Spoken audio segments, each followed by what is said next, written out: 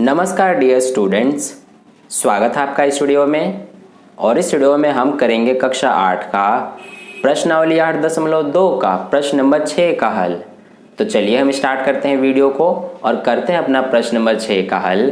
तो देखिए प्रश्न नंबर 6 में हमसे क्या पूछा गया है कि सेल के दौरान एक दुकान सभी वस्तुओं के अंकित मूल्य पर 10% बट्टा देती है। 1450 रुपये अंकित मूल्य वाला एक जीन्स और 2 कमीजें जिनमें से प्रत्येक का अंकित मूल्य 850 रुपये है को खरीदने के लिए किसी ग्राहक को कितना भुगतान करना पड़ेगा।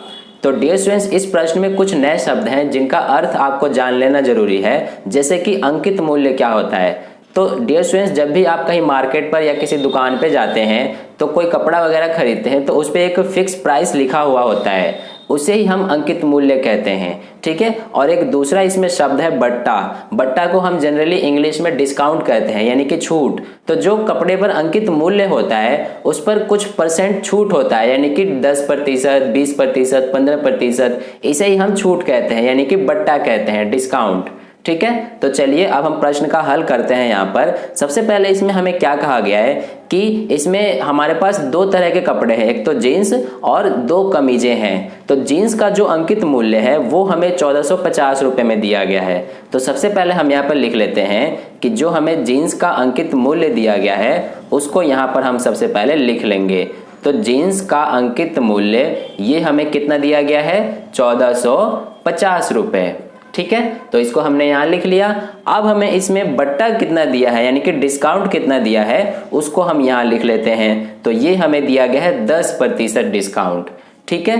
तो इस बट्टे का मतलब क्या है कि जो अंकित मूल्य ये 1450 रुपये है, ग्राहक को इतने नहीं देने पड़ेंगे, इस पे बट्टा है 10% का, तो इसलिए 10% कम देना पड़ेगा इस 1450 में से, ठीक है। तो ये 10% कितना है ये हम ज्ञात करेंगे, यानी कि ग्राहक को कितने रुपए देने पड़ेंगे इस 10% डिस्काउंट के बाद, वो हम यहाँ पे अब ज्ञात करेंगे, ठीक है। तो यहाँ पर हम सबसे पहले लिख लेंगे कि ग्राहक को जीन्स के लिए, तो यहाँ पर हम इसको लिख लेंगे कि ग्राहक को जीन्स के लिए भुगतान करना पड़ेगा। भुगतान करना पड़ेगा का मतलब है कि कितने रुपए उसे देने पड़ेंगे।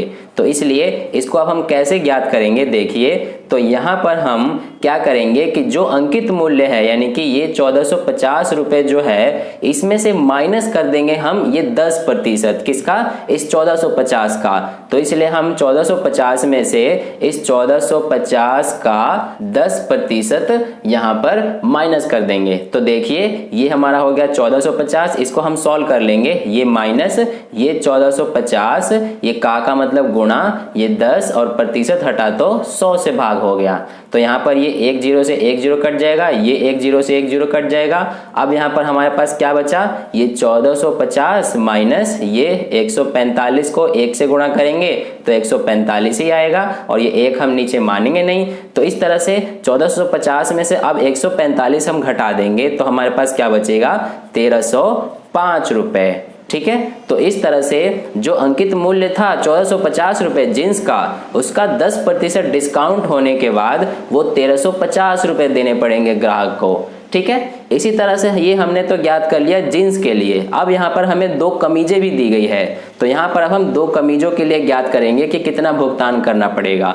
तो यहाँ पर हम सबसे पहले लिख लेंगे कि कमीज का अंकित मूल्य हमें कितना दिया गया है। तो यहाँ पर लिख लेंगे कमीज का अंकित मूल्य, ठीक है। तो यहाँ पर कमीज का अंकित मूल्य हमें क्या दिया गया है, 850 रुपये, और यहाँ पर 2 कमीजें हैं तो इसलिए हमें सबसे पहले 2 कमीजों का अंकित मूल्य ज्ञात करना पड़ेगा। तो यहाँ पर हम लिख लेंगे कि 2 कमीज का अंकित मूल्य। तो इसको हम कैसे ज्ञात करेंगे, 2 कमीज का अंकित मूल्य, जो इसमें 1 कमीज का है यानी कि 850 रुपये, इसको गुणा कर देंगे 2 से। तो यहाँ पर हमारा कितना आ जाएगा, ये हमारा आ जाएगा 1700 रुपये, यानी कि 2 कमीजों का अंकित मूल्य कितना आ गया, 1700 रुपये। अब यहाँ पर ये तो हमारा हो गया अंकित मूल्य 2 कमीजों का, लेकिन इसमें 10% का डिस्काउंट भी मिलता है ग्राहक को।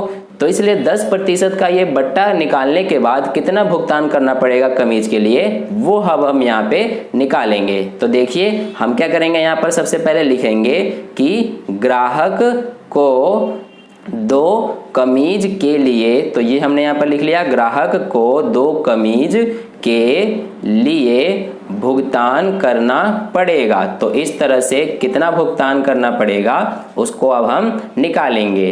तो देखिए इसको भी हम कैसे करेंगे, जैसा हमने ये जींस का करा था कि सबसे पहले हम यहाँ पर 1700 जो इसका अंकित मूल्य है इसमें से माइनस कर देंगे 1700 का 10%। तो यहाँ पर हम लिख लेंगे 1700 का 10%। ठीक है, तो देखिए इसको अब हम सॉल्व कर लेंगे। यहाँ से ये हमारा आ जाएगा 1700, ये माइनस ये 1700 और का मतलब गुणा, ये 10 और प्रतिशत हटेगा तो 100 से भाग हो जाएगा।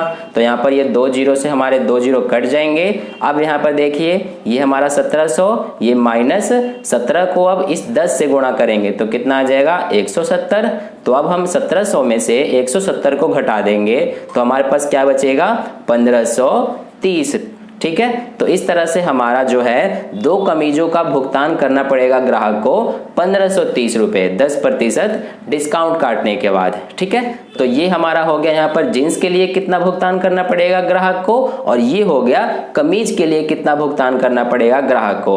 अब हमसे इसमें पूछा है कि ग्राहक को कुल कितना भुगतान करने पड़ेगा इस जींस का और ये 2 कमीजों का साथ में। तो हम इसको कैसे ज्ञात करेंगे, सबसे पहले हम यहाँ पर लिख लेंगे कि ग्राहक को कुल भुगतान करना पड़ेगा। तो इस तरह से कितना करना पड़ेगा ये हम कैसे निकालेंगे कि जो इसमें जीन्स का और जो इसमें कमीज का मूल्य आया है हमारा, इनको हम जोड़ देंगे।